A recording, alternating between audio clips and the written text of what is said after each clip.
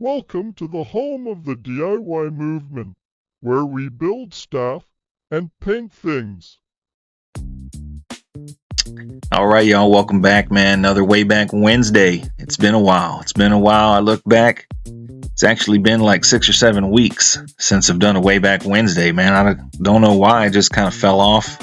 Just been busy starting on the 63 now, so that's taking up some of my time and planning. We want to get back in it.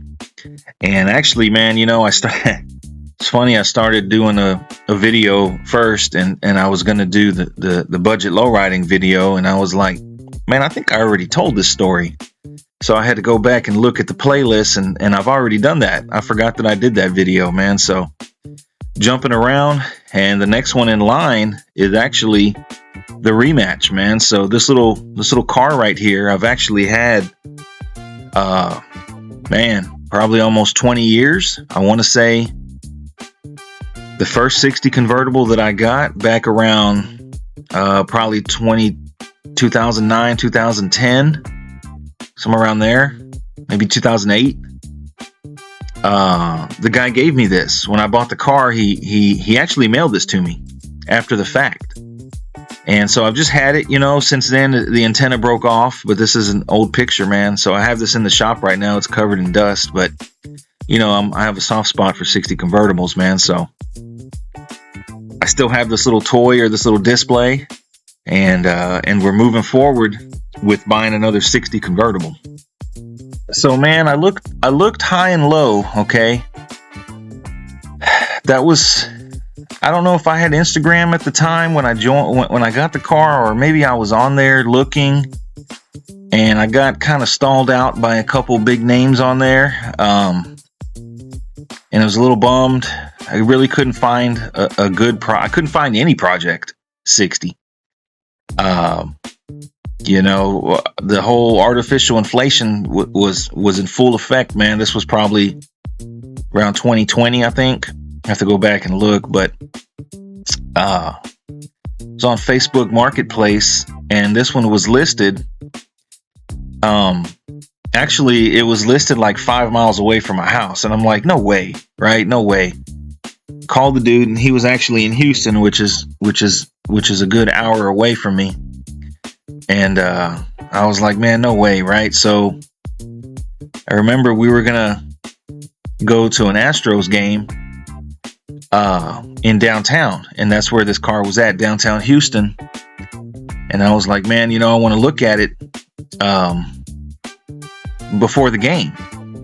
So my friend Johnny, Red Rocket Man with the now 59, he met me there, and we looked at this car, man. And this car was in a garage. It was in a dark, unlit, poorly lit garage, and really couldn't see it, man. I don't know, the guy maybe didn't think I was for real, but he didn't really he wasn't even there. The owner wasn't even there. He didn't put very much effort into meeting me to show me the car, right? It was real dark. We had to use the lights on our phones to try and see stuff, and he wanted I want to say like $46,000 for this thing. I forgot what it was listed like. I don't know. It needs full restoration for sure. But when I went to go look at it, I was like, man, okay, so we've painted a couple cars. We know how to spread Bondo. We know how to block sand. We really hadn't dabbed in very much metalwork, quarter panels and stuff. So I was a little hesitant, but with support of, my friend, and he was like, man, we can do that. So, but I wasn't going to pay what the dude was wanting. So when we went to go look at it, I was looking at the bones, is the convertible stuff there? Is it original? Is an original convertible? Does the guy have a VIN? Does the guy have a title? Does it at least have the core parts? And it did, but there was no way I was paying the $46,000, right? Like, I was like, man, hell no, man. This dude smoking rocks, man. So we left, right? Didn't buy it. And it was listed, for a while, and then he dropped the price like $1,000, and still way out of range. And then I want to say he dropped it to like 40, and still way out of range, right? So called the dude, and I was like, man, you still got it? He was, oh yeah, somebody already offered the 40 for it, but they haven't came through. And I'm like, okay, well, that means if they haven't came through, that means they're not, that means it's not sold yet. So I was like, man, I looked at it before. I want to buy it. Let's talk numbers, man. We're not in the same range here. End up talking to the dude, man, and I got him down to, I want to say, $35,000. So looking at this thing, nobody in their right mind is thinking that thing is worth $35,000, right? But I'm thinking, man, it could be. It could be if we can get this thing solid with free labor, and I already got the tools, it could turn into something, right? So I talked it over with the missus, and we came up with a plan, right? We had sold the 64, sold the 61. So I had some money to play with, so I was like, man, I think I'm going to make a move on it, so, she supported it. So called the dude back. I said, man, I think I want to go look at it again. And this time I'm bringing money. Well, this guy wanted cash. And I was like, man, you sure, man? A cashier check? He's like, no, he wanted cash, $100 bills. Well, I'm not the type of dude to ride around with that type of money in cash. But that's all he wanted. So I was like, okay, well, I'm going to take a few people with me. And so we showed up pretty deep to look at the car. And it ran at that point. Well, it moved, backed it out, drove it down the street, turned around, came back. He's showing it. And I was like, man, this thing is bucket, but I wanted it. It was close. That was a factor. It was, I was home in an hour, right? Didn't have to go cross country. That's a factor. I don't know how much of a factor. That's probably like a $2,000 factor. And you get to see it in person. That's a factor.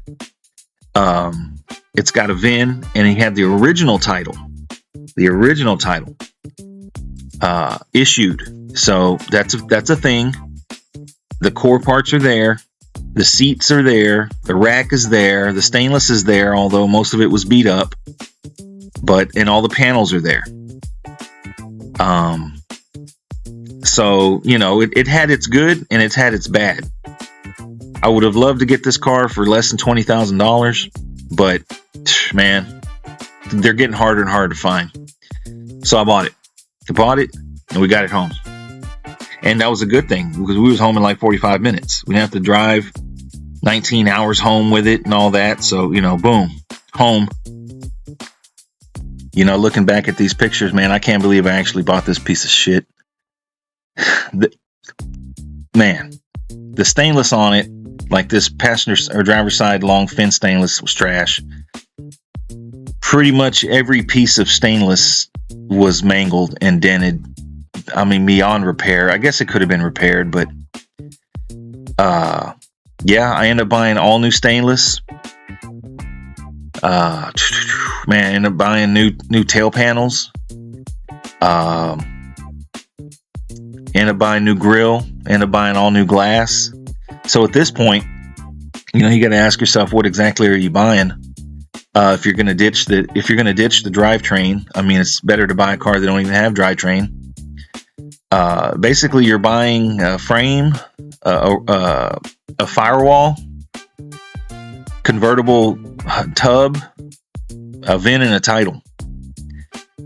And that's a lot of, that's a hard pill to swallow for a lot of people, man. They don't realize what they're getting into as far as a commitment, financial commitment, time commitment, just an overall commitment. And that's what I try and emphasize on the channel, man. We can have conversations about this all day, man, because I've been through it. Know people that've been through it, know people that didn't make it, know people that have done it several times. Like, building these cars is more than just turning wrenches.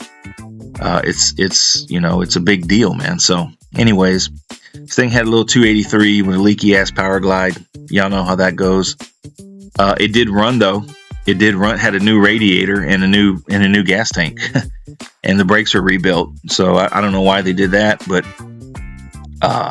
you know, getting it home, and I'm like, man, you know, you're pumped up at first. You're like, man, hell yeah, adrenaline's rush. You got a new project.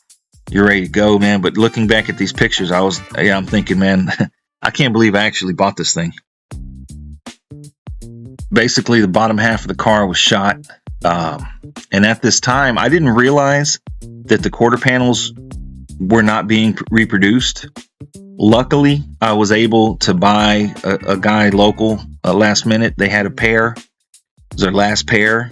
I was able to snatch those up as soon as I bought the car. And I don't even know if they're reproducing them now. I know there's people on Instagram that are making them from scratch by hand, and they look good. But as far as like mass produced, I don't even know if they're reproducing them again. I'd heard rumors they were going to start and the tooling or something, but basically, man, from about the paint divider down was shot. The floors were shot. Most of the braces were shot. The firewall was good. The doors were good. The hood was good. The fenders were solid, but were wrecked bad. I was able to pick up an extra pair at a swap meet up north in Conroe. Rockers were decent, you know, so trunk was good, you know, convertible trunk, which is a 4-door trunk, so it's not that big of a deal, but at least it was good. So we got it home, we're ironing it out, we're looking at it. You know, I really didn't know what I was getting myself into. I mean, I had a good idea, but I didn't realize the clips are specific. You know, the stainless is very expensive. A lot of the stuff is 59 also, so that plays a factor, and it's just expensive. It's an expensive car to build. You can see here, man, the bottom half of the car is shot. But I was pumped. I had the space. I had some money to play with. Had plenty of time. And, you know, and everybody was ramped up and ready to help me get it done.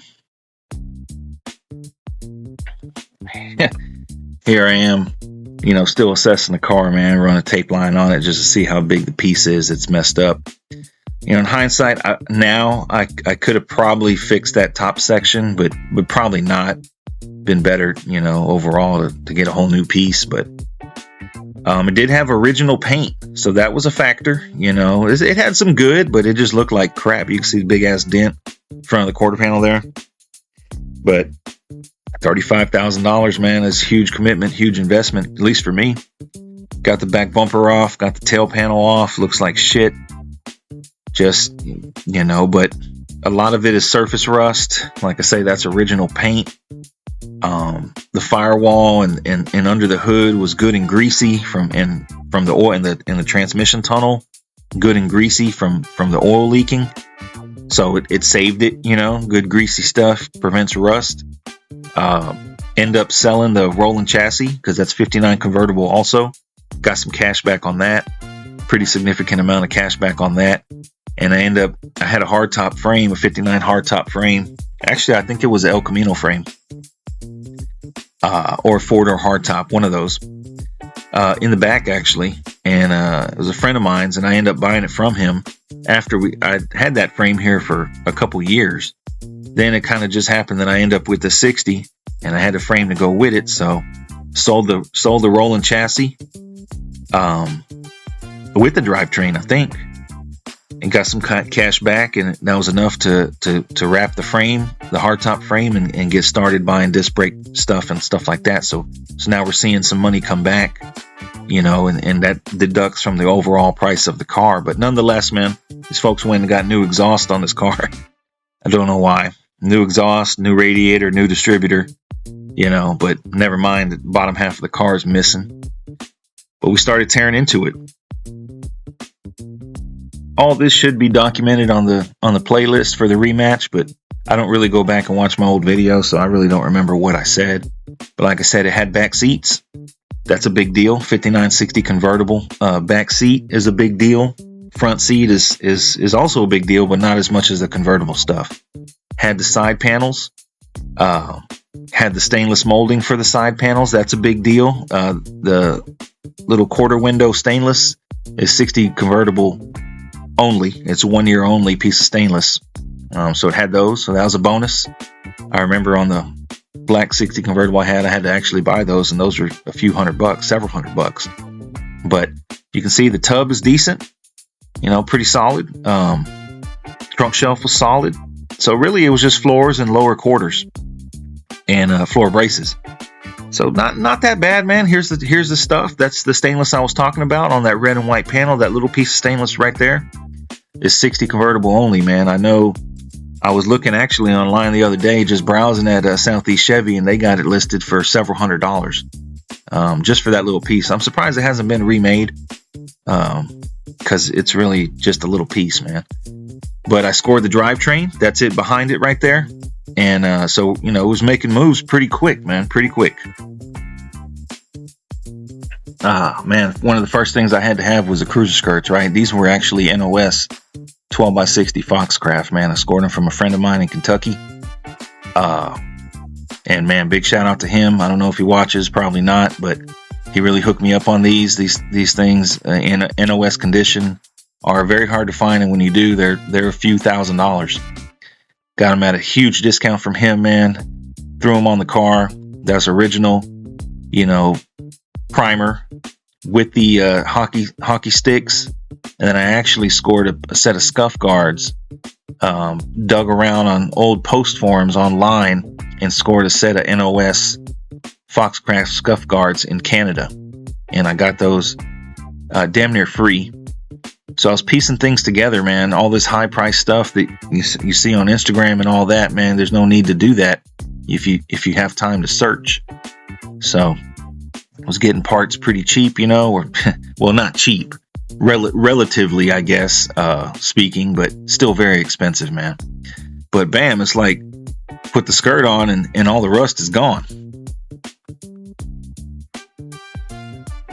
Got it up on the lift, man, to take a look at what exactly I got, and man, a little overwhelming at first, but this is where we're going to leave it.